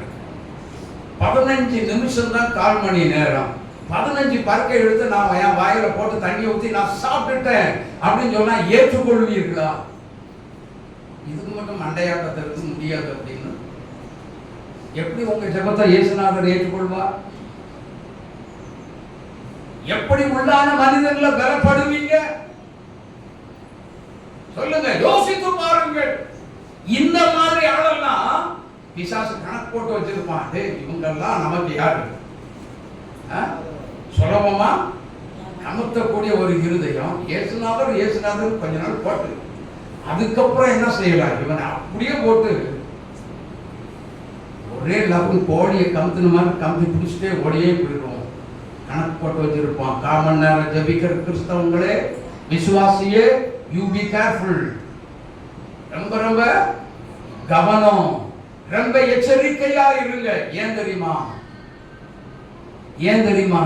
படிச்சோம்ல, as a rolling line, பகை தேடி சுற்றித் திரிகிறான். எப்பொழுது சிக்குவான், எப்பொழுது மாட்டுவான். ஓஹோ, இப்போ ராகன் பாஸ்டர்ட்ட ஜோம்னா போயிட்டானா? சரி பரவாயில்ல, வச்சுக்கிட்டேன், எங்க வேணாலும் போட்டோம். அவன் ஜெபத்தை 1/4 மணி நேரத்துக்கு மேல என்ன செய்ய விடக்கூடாது. வளர அதுல குறியாகவே இருப்பான். மிக கவனம், எச்சரிக்கையாக ஆவியானவர் சொல்லுகிறார். என்ன சொல்றாரு? மத்தேயு 26ஆம் அதிகாரம் 40-41 வசனத்தை வாசிங்க. நீங்கள் சோதனைக்கு உட்படாதபடிக்கு விழித்திருந்து ஜெபம் பண்ணுங்கள். என்ன செய்யணும்? விழித்திருந்து. எத்தனை எச்சரிக்கை கொடுக்கிறாங்க. என்னங்க இது? விழித்திருந்து ஜெபம் அடிக்கடி பயங்கரமா வான் பண்றார. காது கொடுத்து கேட்டீங்களா, தூங்குறீங்களா? சொல்லுங்க. ஹலோ, காது கொடுத்து கேட்டுட்டே இருக்கீங்களா? கீழே படிங்க, நல்ல காது கொடுத்து கேளுங்க. ஆவி உற்சாகம் உள்ளதுதான், மாம்சமோ பலவீனம் உள்ளது என்றார். ஆமென். ஏன் இந்த வார்த்தையை சொன்னாரு? 1 மணி நேரம் விழித்திருந்து ஜெபிக்க கூடாதுன்னு சொன்னவர் கீழே என்ன சொல்றாரு? ஆவி உற்சாகம் உள்ளதுதான், மாம்சமோ பலவீனம் உள்ளதுதான். அல்லேலூயா, அல்லேலூயா. இன்னொரு குரூப்பை காட்டட்டுமா? மத்தேயு 25ஆம் அதிகாரம் 1-2 வசனத்திலிருந்து வாசிங்க. அவர்களில் 5 பேர் புத்தி இல்லாதவர்கள். எவர்களில்? முதலாவது வசனத்தை படிங்க. அப்பொழுது பரலோக ராஜ்யம் தங்கள் தீவட்டிகளை பிடித்துக் கொண்டு மணவாளனுக்கு எதிர்கொண்டு போக புறப்பட்ட 10 கன்னிகைகளுக்கு ஒப்பாயிருக்கிறது. அதுல 5 பேர் புத்தி உள்ளவர்கள். 5 பேர் புத்தி. எதுக்குங்க 5 பேர் புத்தி உள்ளவங்க? 5 பேர் புத்தி இல்லாதவங்களை குறித்து பார்த்தீங்கன்னா, இதோ மணவாளன் வருகிறார். 6வது வசனத்துல, நடுராத்திரியிலே இதோ மணவாளன் வருகிறார், அவருக்கு எதிர்கொண்டு போக புறப்படுங்கள் என்கிற சத்தம் உண்டாயிற்று. அப்பொழுது அந்த கன்னிகைகள் எல்லாரும் எழுந்திருந்து தங்கள் தீவட்டிகளை ஆயத்தப்படுத்தினார்கள். நல்லா புரிஞ்சுக்கோங்க, புத்தி உள்ளவர்களுடைய தீவட்டி என்ன ஆயிற்று? இல்ல ஒண்ணும் சேருங்கம்மா. புத்தி உள்ளவர்களுடைய தீவட்டி என்ன ஆயிற்று? எரிய ஆரம்பிச்சிருச்சு. புத்தி இல்லாதவங்களுடைய தீவட்டி அவங்க என்ன சொல்றாங்க தெரியுமா? எங்களுடைய தீவட்டி எல்லாம் அணைஞ்சு, ஏன் அணைஞ்சு போச்சு? சத்தியத்தை பேசின நேரத்துல பின்னாடி உட்கார்ந்துட்டு கேலியும் கிண்டலும் பரிகாசம் செய்கிற விசுவாசி தீவட்டி அணையத்தான் செய்யும். ஆமென், ஆமென். குழந்தைகளை வீட்டில் வச்சு கொஞ்சிறது இல்லாம சபைக்குள்ள வச்சு கொஞ்சிட்டு விளையாட, சின்ன குழந்தைகள் கொஞ்சம் விளையாடத்தான் செய்வாங்க. அவங்க விளையாடுறதெல்லாம் வேடிக்கையா தான் நமக்கு தோணும்.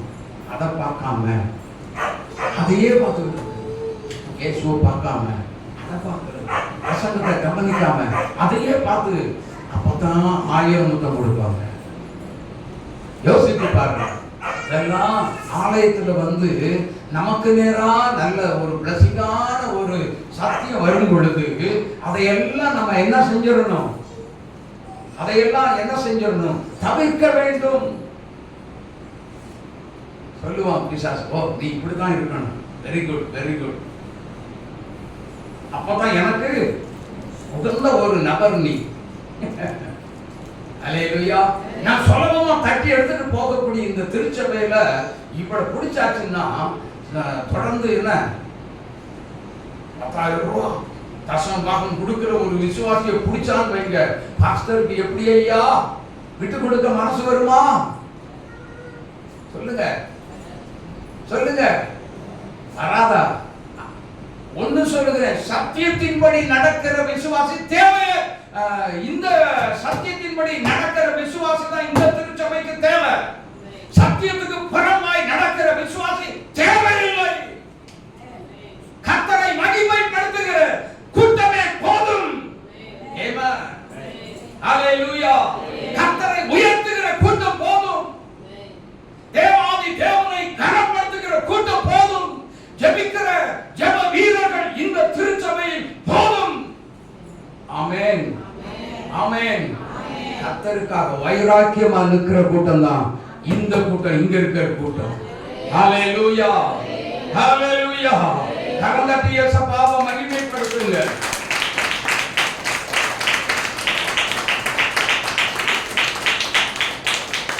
ஒரு நாடுப்பட்ட கூட்டத்தோட கர்த்தர் என்ன பண்ணாரு? பிடுங்கி களை பிடுங்கி கொண்டுட்டு போயிட்டாரு, வெளியே கொண்டுட்டு போயிட்டாரு. சத்தியத்துக்காக உறுதியாக நின்று சாதிக்க கூடிய கூட்டத்தை தான் இப்போ நம்முடைய திருச்சபைக்குள்ள வச்சிருக்கிறார். ஆனபடியினால் அதுக்குள்ளேயும் உள்ள ஒண்ணு வந்துடக்கூடாது அப்படிங்கிறதுக்கு தான் ஆவியானவர் இப்படிப்பட்ட எச்சரிக்கையான செய்திகளை கர்த்தர் நமக்கு எச்சரித்து பேசிக் கொண்டிருக்கிறார். சபைக்கு ஆவியார், சபைக்கு காதுள்ளவன். ஆவியானவர் எச்சரித்து பேசுகிறத சபையில காதுள்ளவன் கேட்க கடவன். ஆமென், ஆமென். எனக்கு அன்பான தேவனுடைய பிள்ளைகளே, அப்படியானால் இந்த அந்தி கிறிஸ்து என்னென்ன செய்வான் அப்படிங்கறதெல்லாம் நம்ம என்ன செய்ய போறோம்? அவன் என்ன செய்வான் தெரியுமா? அவன் 2 தெசலோனிக்கேயர் 2ஆம் அதிகாரம் 3வது வசனத்தை வாசிங்க, சீக்கிரமா வாசிங்க. 2 தெசலோனிக்கேயர் 2:3. எவ்விதத்தினாலும் எச்சரிக்கையாக இருங்கள், ஏனெனில் கேட்டின் மகனாகிய பாவ மனுஷன் அவன் எப்படிப்பட்டவன்? எதிர்த்து நிற்கிறவன், கலகம் பண்றவன். நீங்க என்ன பேசினாலும் சரி, பாஸ்டர் நீங்க பண்ண பிரசங்கம் என்னையா பிரசங்கம் பண்ண, பயங்கர கலவரத்தை உண்டாக்கிடுவோம். அவனை என்ன செய்யக்கூடாது, சார்ந்து கலவரமா உண்டாக்குற முதல்ல வெளியே போ. விசுவாசிகள் உஷாரா இருக்கணும். ஹலோ விசுவாசிகள், அவன் கலகத்தின் மகன், அதனால்தான் கேட்டின் மகன் சொல்லப்பட்டிருக்கிறது. கலகத்தை உண்டாக்குவான், சபைக்குள்ளே குழப்பத்தை உண்டாக்குவான். ஆமென். சபைக்குள்ளே பிரிவினை உண்டாக்குவான். எந்த விதத்திலும் சபையை உடைச்சி தனக்குன்னு ஒரு குரூப்பை சேர்க்கிறதற்கு அவன் ரொம்ப முயற்சி செய்வான். தேவ பிள்ளைகள் மிகுந்த விழிப்புள்ளவர்களாய், ஜாக்கிரதை உள்ளவர்களாய் விழித்திருந்து ஜெபிக்க வேண்டும். இதைத்தான் ஆவியானவர் எச்சரிக்கிறார். ஹல்லேலூயா, ஹல்லேலூயா. நமக்குள்ள அந்த பரிசுத்த ஆவியானவர் இருந்தா நாம என்ன செய்வோம்? விழித்திருந்து ஜெபிக்க ஆரம்பிச்சிருவோம். ஹல்லேலூயா. அன்பான தேவனுடைய பிள்ளைகளே, ஆனபடியினால் பாருங்க, அடுத்தது 2 தெசலோனிக்கேயர் 2ஆம் அதிகாரம் 7வது வசனத்தை வாசிங்க. அக்கிரமத்தின் ரகசியம் அது இப்பொழுதே என்ன செய்கிறது? அது கிரியை செய்கிறதுன்னா, அது கிரியை செய்கிறதுன்னா என்ன செய்கிறது? கலகத்தை உண்டாக்கி கொண்டிருக்கிறது. ஒரு விஷயம் நல்ல கவனிங்க. மோகன்சி பிரதர் ஒரு திருச்சபையில் ஓரின சேர்க்கை இருக்குதுன்னு சொல்லிட்டார் பப்ளிக்ல. எல்லாருக்கும் வந்த எதிர்ப்பு, அப்பா பெந்தேகோஸ்தே பாஸ்டர் மார்க்கு யோசித்து பார். நான் சபையில இருக்கிறத என்ன செய்ய முடியல, அத இப்படியே பப்ளிக்ல சொல்லி விட்டுட்டாங்க, பப்ளிக்ல சொல்லி முடிச்சுட்டாங்க. என்ன வசைப்பாடினார்கள் யோசித்து பார். இவங்களெல்லாம் எந்த லிஸ்ட்ல சேர்க்கிறது? வசைப்பாடினவங்க பரிசுத்தவான்களுடைய லிஸ்ட்ல சேர்க்கிறதா, அந்த கிறிஸ்துவனுடைய சீடர்களுடைய லிஸ்ட்ல சேர்க்கிறதா? யோசித்து பாருங்க, கொஞ்சம் சிந்திச்சு பாருங்க. அந்த வழி நமக்கு தேவையில்லை. அப்படிப்பட்டவங்க இருந்தா திரும்பிக்க.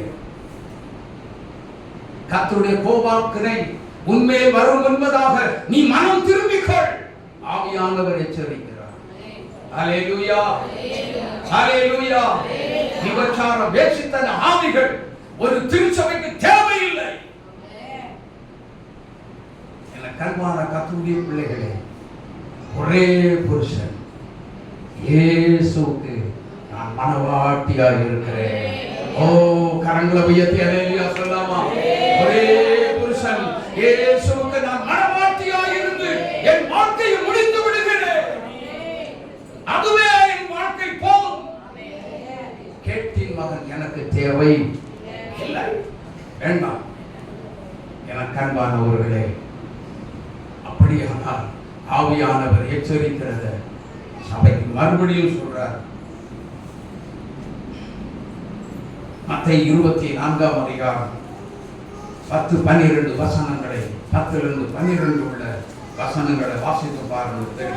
அப்பொழுது அநேகர் இடரடைந்து ஒருவரை ஒருவர் என்ன செய்வாங்களா? காட்டிக் கொடுப்பார்கள். ஒருவரை ஒருவர் என்ன செய்வாங்க? ஹலோ, எங்க இருக்கவங்க? வெளியில ரோட்ல நடமாடிட்டு இருக்கவங்களா? இல்ல, சபைக்குள்ள இருக்கிறவங்க. கடைசி நாட்களில் மனிதனுடைய அன்பு தணிந்து போகும். வேதம் அப்படித்தான் சொல்லுகிறது, நான் சொல்லல. அதனால தான் என்ன செய்யறாங்க? ஒருவரை ஒருவர் என்ன செய்யறாங்க? காட்டிக் கொடுக்கிறார்கள். இதை எல்லாமே அந்த கிறிஸ்துவனுடைய சீடனுடைய ஒரு ஆவிதான் இந்த வேலை செய்கிறது. ஆகவே விசுவாசியே, நீ விழித்திருந்து ஜெபம் செய். ஆமென். தூங்காதே. தூங்கினா என்ன செய்வான்? கலையை வரைச்சிட்டு போயிடுவான். நம்ம காட்டிக் கொடுக்கிற துரோகியா மாறிடக்கூடாது. ஹல்லேலூயா, ஹல்லேலூயா. இயேசு கிறிஸ்துவோடு கூட இருந்த ஒருவன் இயேசுவை காட்டிக் கொடுத்தான். அவனுக்கு இன்னும் வரைக்கும் என்ன பட்டம்?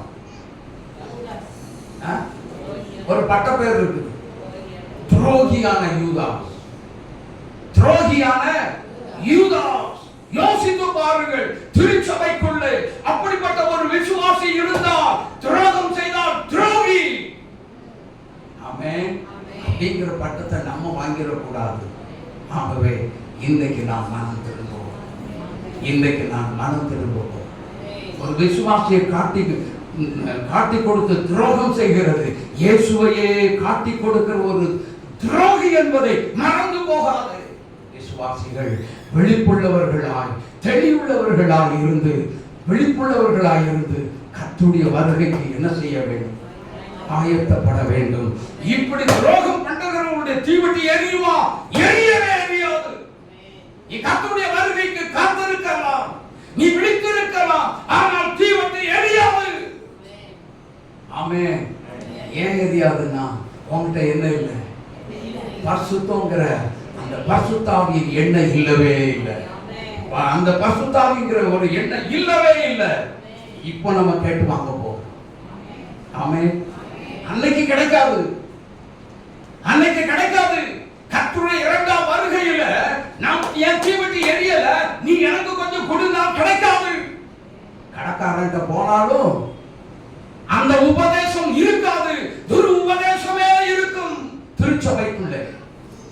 ஆகவே இன்றைக்கு இந்த இரட்சணிய நாள், இந்த நீ மனம் திரும்ப.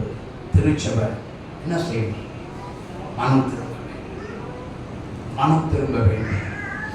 இயேசுவே எனக்கு இறங்குவீரா, எனக்கு இறங்கும். இந்த பரிசுத்தாவியே எனக்குள்ளே தான். நீ வருகைக்கு என்னை தகுதிப்படுத்தும் ஆண்டவரே, என்னை பரிசுத்தப்படுத்தும் என்று சொல்லி நாம் கேட்க போகிறோம். அந்த கிறிஸ்துவனுடைய சீடனா என் வாழ்க்கையை போயிடக்கூடாதப்பா, என் வாழ்க்கை விழுந்துடக்கூடாதப்பா, என் வாழ்க்கையில வீழ்ச்சி வந்துடக்கூடாதப்பா.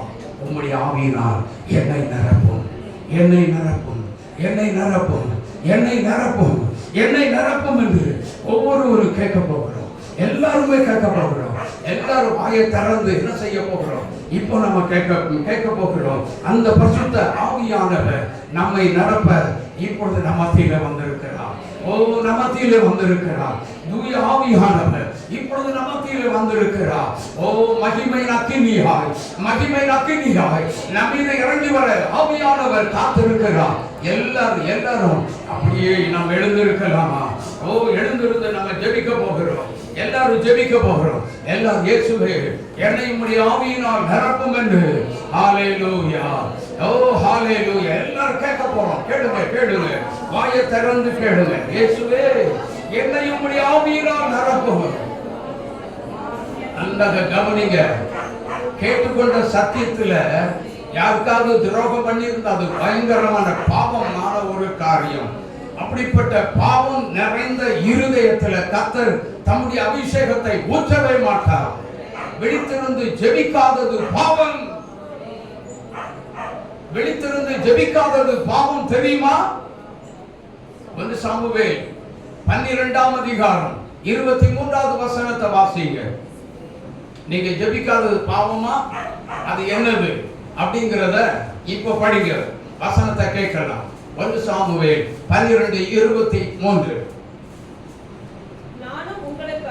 நானும் உங்களுக்காக விண்ணப்பம் செய்யாதிருப்பேனே ஆகில் கர்த்தருக்கு விரோதமாக. யாருக்கு விரோதமா பாவம் செய்றீங்க? கர்த்தருக்கு விரோதமா. அல்லேலூயா. கர்த்தருக்கு துரோகம் பண்ண போறீங்களா? துரோகம் பண்ண யாருடைய மனசு நமக்கு சம்மதம் வராது. இயேசுவே வேதத்தை வாசிக்காவிட்டால் கர்த்தருக்கு துரோகம் பண்ணுகிறோம். தேவ சமூகத்தில் வந்து காத்திருக்காவிட்டால் தேவனுக்கு நாம் துரோகம் பண்ணுகிறோம். இயேசுவே அப்படிப்பட்ட எந்த ஒரு விசுவாசி இருந்தாலும் தயவு செய்து இயேசுவே எனக்கு இறங்கும், என்னை மன்னியும் என்று நாம் கேட்க போகிறோம். எல்லாம் வாயை திறந்து சத்தியத்தை தெளிவா கேட்டீங்க. சத்தியத்தை தெளிவா கேட்டுட்டீங்க. இந்த சத்தியம் எனக்குள்ள ஆவியானவர் இருந்த சத்தியத்தின் மூலம் பேசினார் சொல்றவங்க நான் கரங்களை உயர்த்துங்க பார்க்கலாம். எஸ், ஹalleluya. நல்ல கரங்களை உயர்த்துங்க. நிறைய பேர் இருக்கீங்க. ஆமென், ஹalleluya. எல்லாரும் வாயை திறந்து எப்படி துதிக்கணும் தெரியுமா? இயேசுவே எனக்கு இறங்கும் என்று பர்திமேல் குருடன் கூப்பிட்டானே, மிகுந்த சத்தமிட்டு கூப்பிட்டான். எல்லாரும் வாயை திறந்து சத்தமிட்டு கூப்பிட போகிறோம். ஆவியானவர் இறங்கி வரப்போகிறார். தம்முடைய ஆவியினால் நம்மை நிரம்பி வடிய போகிறார். ஆவியானவர் தம்முடைய மகிமை ஆவியை ஊற்ற போகிறார். என்ன வாயை தரங்க, என்ன வாய்களை தரங்க, என்ன வாய்களை தரங்க, என்ன வாயை தரங்க. ஹalleluya, ஹalleluya, ஹalleluya. Thank you Lord. உமக்கு நன்றி. Hallelujah. Thank you Jesus. Hallelujah. உம்முடைய ஆவியினால் என்னை நிரப்போ, என்னை நிரப்போ, என்னை நிரப்போ, என்னை நிரப்பும் ஆண்டவரே. உம்முடைய ஆவியின் வல்லமையினால் என்னை நிரப்பும் ஐயா. ஓ, உம்முடைய ஆவியின் மகிமையினால் என்னை நிரப்போ, என்னை நிரப்போ. பாவத்தை அறிக்கை செய்யுங்க, பாவத்தை அறிக்கை செய்யுங்க. பாவம் உள்ள இருதயம் ஒரு சிலரிடத்தில் காணப்படுகிறது. தயவு செய்து பாவம் தூக்கி எறிங்க. எனக்கு இந்த பாவம் எனக்கு வேண்டாம் ஐயா. ஓ, கண்களின் நீச்சை பாவம் எனக்கு வேண்டாம் ஐயா. தயவு செய்து ஆண்டவர்கிட்ட ஒப்பு கொடுங்க. உங்களை பூரணமா ஒப்பு கொடுத்து ஜெபம் பண்ணுங்க. வாயை தரங்க, வாயை தரங்க. இன்னைக்கு ஒரு மறுரூபமாக்கப்பட்ட அனுபவத்துக்குள்ள கர்த்தர் நம்மை வழிநடத்தி கொண்டு போக வந்திருக்கிறார். ஆவியானவர் வந்திருக்கிறார். ஆனபடியினால தயவு செய்து போராடுங்க. எனக்கு இந்த மகிமை ஆவியானவருடைய வல்லமை வேணும், இப்படிப்பட்ட அபிஷேகம் வேணும் எனக்குள்ள. காரணம் ஆண்டவரே, எல்லாம் வாயை தரங்க, வாயை தரங்க. இது கடைசி கால அபிஷேகத்தை பெற்றுக் கொள்ளுங்க. ஒரு எழுப்புதலின் அபிஷேகத்தை பெற்றுக் கொள்ளுங்க. ஹalleluya. ஆவியானவர் நமத்திலே வந்திருக்கிறார். எல்லாம் வாயை திறந்து, வாயை திறந்து. இயேசுவே, என்னையும் என் இருதயத்தில் பாவம் இருந்தா என்னை நீர் மன்னியும். என்னுடைய இருதயத்தில் மதியினம் வெட்டி இருந்தா மதியினத்தை எடுத்து போடும் ஆண்டவரே, எனக்கு இறங்கும் என்று கேளுங்க. இதனால்தான் அநேகருடைய வீட்டுக்குள்ள சத்துருடைய போராட்டம் ஒளிந்து போவதே இல்லை. ஆனபடி பரிசுத்த ஆவியானவரை கேளுங்க. அவரை கூட்டிட்டு போனீங்கன்னா இன்னைக்கு உங்க வீட்டுக்குள்ள இருக்க எல்லா சத்துரும் ஒளிந்து போவான். ஆண்டவர் முறியடித்து உங்களை நிம்மதியாக வாழ செய்ய வந்திருக்கிறார். ஹalleluya. எல்லாம் வாயை திறந்து கேளுங்க, கேளுங்க, கேளுங்க. எல்லாம் வாயை திறந்து கேளுங்க.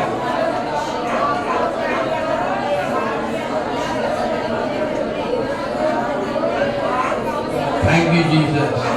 Thank you Master. Wonderful Lord. உமக்கு நன்றி, உமக்கு நன்றி, உமக்கு நன்றி.